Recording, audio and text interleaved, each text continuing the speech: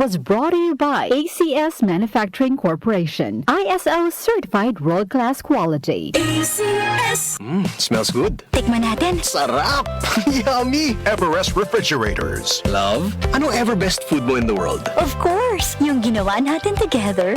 Everest Refrigerators keeps food smelling fresh. Everbest from Everest. Santon Plus Herbal Capsule. Ako si Roy, taga Santa Rosa, Laguna. Malabo yung mata ko. Sabi ng doktor, may glaucoma daw ako. Pero tinry kong uminom ng Santon Plus Herbal Capsule. Inaraw-araw ko, nawala yung glaucoma. Nabis talaga yung Santon Plus Herbal Capsule. Santon Plus sa mga butika. Mahalagang paalala, ang Santhone Plus Herbal Capsule ay hindi gamot at hindi pwedeng gamiting panggamot sa anumang uri ng sakit. Huwag kalimutan, ipagmalaki at mahalin ang ating wikang pambansa saan man tayo mapunta. Ngayong Agosto, ating ipagdiwang ang Buwan ng Wika mula sa DWWW 774, your ultimate news and music radio. The Secret of Health. Mga sikreto sa kalusugan na dapat natin alamin kasama ang mga alternative medicine doctors. The Secret of Health. Santon Vitamin C. Ang alkaline na vitamin C. Ako si Eric, dati ang hina ng katawan ko. Maambunan lang ng konti, nagkakatrangkaso na agad ako. Pero after ko mag-take ng Santon Vitamin C regularly, malakas ng katawan ko. Santon Vitamin C. Ang alkaline na vitamin C. Mabibili sa pinakamalapit na butika sa inyong lugar. Uy, boy, gising! Ano ka ba? Kaya aga-aga, natutulog ka. Lalamya-lamya ka sa trabaho. Magkape ka. Mag-Santon Plus Coffee Mix ka nga. Tarahin mo na para maging alerto ka.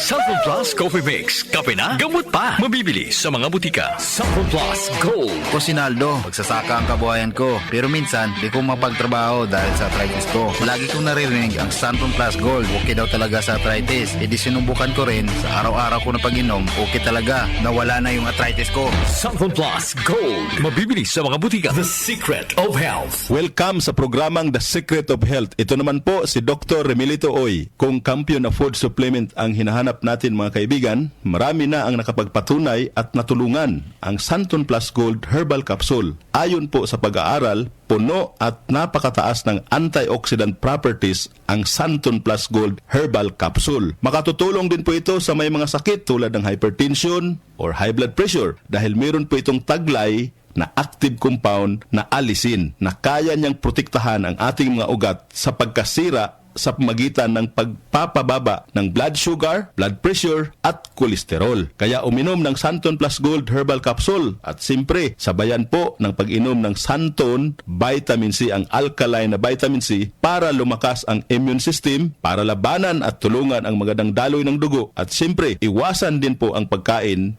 o mga pagkain at inumin na nakakasira sa ating kalusugan tulad ng pag-inom ng mga caffeinated na kape, The Secret of Health. mga soft drinks at iba pa. The Secret of Health. Santon Plus Gold. Ako si Mirna. May bukol ako sa breast ko. Kaya naghanap agad ako ng suplemento. Marami na akong narinig na testimonya tungkol sa Santon Plus Gold. Kaya sabi ko, try ko rin. Laking pasasalamat ko talaga. Nawala na ang bukol, kaya panatag na rin ako. Santon Plus Gold. Mabibili sa mga butika.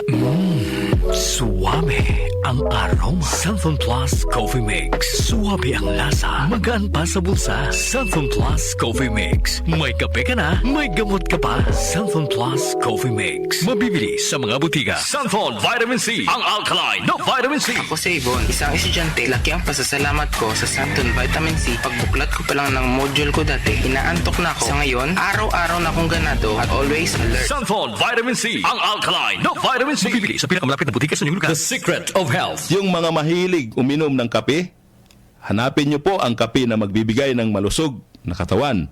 Yung nagkape ka na, may gamot ka pa. Subukan nyo po ang Santon Plus Coffee Mix. Ang kape na makatutulong para palakasin ang ating katawan. Walang side effect.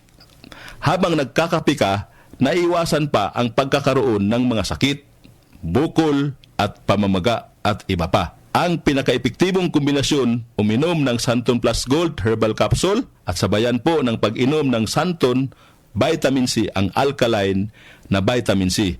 At of course, yung pag-inom po ng Santon Plus Coffee Mix, ang isa sa mga pinakamagandang gagawin araw-araw para lumakas ang ating katawan. The Secret of Health, Santon Plus Gold.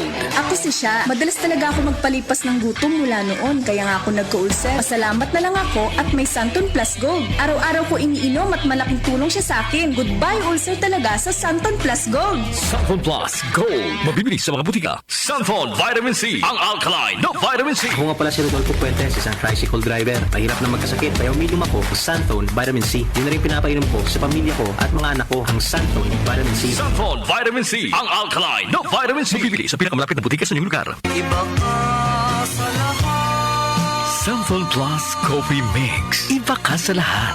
Tamang-tapang. Sa lasa, panalong premix. May kape ka na, may gamot ka pa. Mabibili sa mga butika. The Secret of Health. The Secret of Health. Ang ating mga produkto mabibili sa mga suking butika, sa TGP at Southstar Drugstore. Para siguradong mabisa at epektibo, hanapin ang tatak Yes to Health at Doc Samaritan. Aprobado po ng Food and Drug Administration. Inyong napakinggan ang The Secret of Health. Hanggang sa susunod na talakayan sa The Secret of Health. Sa pagkapatuloy ng ating pagtalakay sa mga nailahad ni Pangulong Ferdinand Marcos Jr. sa kanyang ikatlong State of the Nation Address sa SONA, atin namang himayin ang kanyang nabanggit hinggil sa isyu sa kuryente at sa IPIRA Law. Narito po ang special report ni Kenny Gacosta. Sa kanyang ikatlong State of the Nation Address o SONA nitong July 22, 2024 na tumagal ng 1 oras at 21 minuto, isa sa mga tinalakay ni Pangulong Ferdinand Marcos Jr. ang usapin kaugnay sa pag-amyenda sa pangunahing batas sa elektrisidad sa bansa, ang Electric Power Industry Reform Act o ang EPIRA. Nais ng presidente na repasuhin ng mga mambabatas ang EPIRA upang mapababa ang binabayaran ng mga Pilipino pagdating sa kanilang elektrisidad. Batid natin lahat na ang presyo ng kuryente dito sa ating bansa ay mataas. Kaya patuloy tayo sa pagdadagdag ng mga infrastruktura ng kuryente na magpapababa ng presyo ng kalanunan. Sa kabilang banda, tinitiyak din nating makatarungan ang paniningil sa mga consumer. Ilan sa mga hakbang na pinatupad ng pamahalaan ay, una, ang mas maayos at patas na Lifeline Rate Program para sa mga mahihirap, lalo na sa mga benepisyaryo ng 4Ps. Pangalawa, ang naging pangsamantalang pagsuspindi ng fit-all tariff sa ating electric bill. Pangatlo, ang anti-bill shock program. At pang-apat, ang naging pagsuspindi ng wholesale electricity spot market noong panahon na nag-red alert sa Luzon at Visayas grid. At ang panghuli, mga refund at pagpapatanggal ng mga sobrang singil sa consumer tulad ng franchise fee. Isa ang EPIRA sa binigyan diin ni Pangulong Marcos sa huling SONA upang pagtuunan ng pansin ng Kongreso at amyendahan bilang isa sa mga target na hakbang ng administrasyon upang mapabilis ang pagpapaunlad pa sa ekonomiya ng Pilipinas. Hinihiling ko sa Kongreso na pagtulungan na natin ito alang-alang sa kapakanan ng mga Pilipino. Sa taas ng presyo ng kuryente sa bansa, nahihirapan hindi lamang ang mga negosyante kung hindi lalo na ang taong bayan. Ayon kay Pangulong Marcos, simula nang maupo siya sa Malacanang noong July 1, 2022, halos kalahating milyong kabahayan na ang tagumpay na nabigyan ng akses sa kuryente. Tiniyak ni Pangulong Marcos na hanggang sa huling bahagi ng kanyang panunungkulan, gagawin ng kanyang administrasyon ang lahat para sa target na mapailawan ang lahat ng kabahayan o tugunan ang power shortages at system blackout sa buong bansa. Ang EPIRA ay ganap na naging batas noong taong 2001 na naglalayo na magkaroon ng reliable at mababang presyo ng kuryente ang mga Pilipino. Sa ilalim din ng nasabing batas ay nakasaad ang dibisyon ng electric power industry sa 4 subsectors: generation, transmission, distribution at supply upang matiyak ang level playing field sa mga players sa sektor ng enerhiya. Kaugnay sa utos ni Pangulong BBM, tiniyak ni House Speaker Martin Romualdez na ipaprioridad ng Kamara ang pag-amyenda sa EPIRA. Ayon kay Speaker Romualdez, target nilang maipasa ang panukalang pag-amyenda sa EPIRA bago ang Christmas break ng session sa Disyembre. Naniniwala rin ang leader ng Kamara na makatutulong ang pagrepaso sa EPIRA upang mapahupa ang inflation rate o ang galaw ng pagtaas ng presyo ng mga bilihin at serbisyo. Tinukoy ni Speaker Romualdez ang ulat ng Philippine Statistics Authority o PSA na bumagal ang inflation noong Hunyo sa 3.7% mula sa 3.9% noong Mayo dahil sa mababang gasto sa enerhiya at transportasyon. Sa panig naman ng Senado, sinabi ni Senator Sherwin Gatchalian na ang pag-amyenda sa EPIRA ay dapat magresulta sa pagbaba ng singil sa kuryente para sa mga consumer nito na patuloy na daladala ang bigat ng pagbabayad ng mataas na bill sa kanilang kuryente kada buwan. Dapat anya na ang pamahalaan ay makapag-provide sa taong bayan ng hindi lamang matatag at sapat na supply ng kuryente kundi abot kaya rin. Dagdag pa ni Senator Gatchalian, dapat na maamyendahan na ang EPIRA upang magkaroon ng ngipin ng Energy Regulatory Commission o ERC sa pagpapatupad ng mga dapat na panuntunan ng mga electric industry players sa bansa na bigong maihatid ang kanilang dapat na mandato. Samantala si Senator J.V. Ejercito naman ay inihayag din na panahon na upang amyendahan ang EPIRA. Inihayag naman ni Senate President Francis Chis Escudero na gagawin nila ang lahat upang maaprubahan na ang pag-amyenda sa EPIRA bago ang susunod na SONA ni Pangulong Marcos sa susunod na taon. Hiniling ng lider ng Senado sa Department of Energy o DOE at Office of the President ang mga input na gagawing pag-amyenda habang ang Senado ay ginagawa na rin ang kanilang sariling draft para sa naturang proposal. Layunin ng EPIRA na mapababa ang singil sa kuryente ng bawat kabahayan sa bansa sa gitna na rin ng kompetisyon at pagreforma sa power sector. Gayunman, una nang binigyan diin ng government think tank na Philippine Institute for Development Studies na dahil sa nakikitang hindi pagiging epektibo ng naturang batas ay samot-saring kritisismo ang kinahaharap nito. Kaya dapat naan nila itong maamyendahan o hindi kaya ay tuluyan ng ibasura. Ipinunto ng samahan na ang mataas na singil sa kuryente ay isa rin sa mga faktor kung bakit ang mga negosyante ay nawawala ng gana na maglagak ng pamumuhunan sa bansa.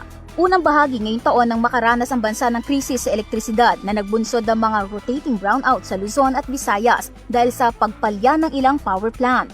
Matapos ito, ibinida ni Pangulong Marcos ang kamakailang mga interconnection projects ng mga power grids ng iba't ibang isla na layong ma-stabilize ang supply ng kuryente sa Luzon, Visayas at Mindanao.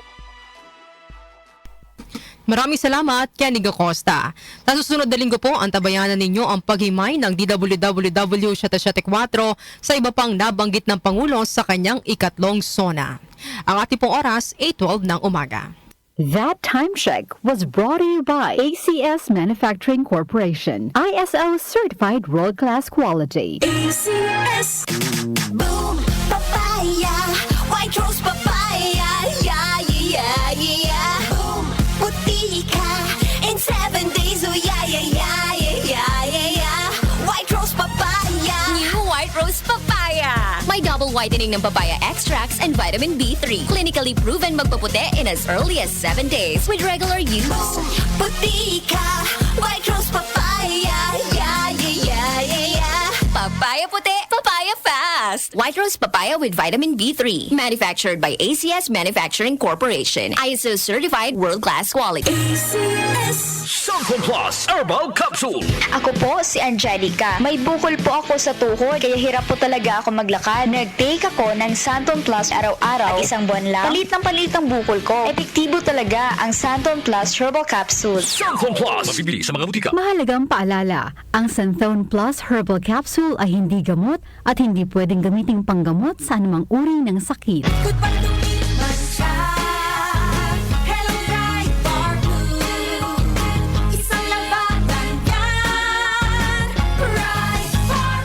Bar Blue with powerful stain-away enzymes. Malupit magtanggal ng dumit mancha pero di masakit sa kamay.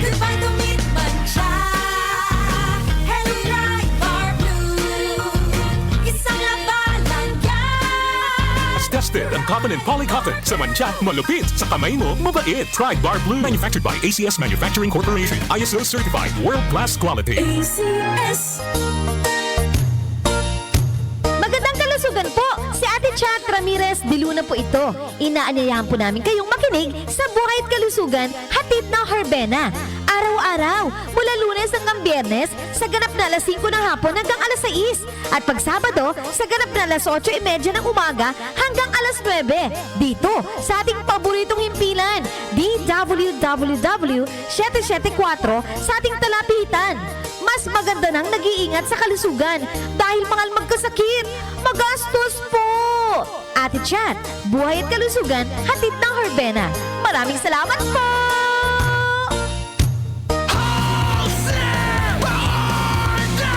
Sagot namin ang bukas mo. Holcim panatag ka. Sagot namin ang bukas mo. Holcim panatag ka. Sa Holcim, basta konstruksyon, may solusyon. Easy Famax Wheatgrass. Easy maging healthy, max ang nutrisyon with proper diet and exercise. I am Ernestina Silva. Almost 2 years na akong gumagamit ng Easy Pamax Wheatgrass. Nakakatulong sa akin ang Easy Pamax Wheatgrass dahil bumaba ang sugar at cholesterol level ko. Sinabayan ko pa ng tamang pagkain at ehersisyo. Kaya ngayon, may alerto at di na ako madaling mapagod. Ang Easy Famax Wheatgrass ay mabibili sa Mercury Drugstore at leading supermarkets. Mahalagang paalala, ang Easy Famax Wheatgrass ay hindi gamot at hindi maaaring ipanggamot sa anumang uri ng sakit. Nag-uugnay sa kahapon at ngayon, patuloy na sumasabay sa pagbabago ng panahon. Pinagkakatiwalaan sa balanseng pagbabalita, makabuluhang komentaryo, sariwang mga impormasyon at mga musikang bahagi ng buhay ng bawat henerasyon. DWWW 774, your ultimate news and music radio. Mas pinalawak, mas pinalakas.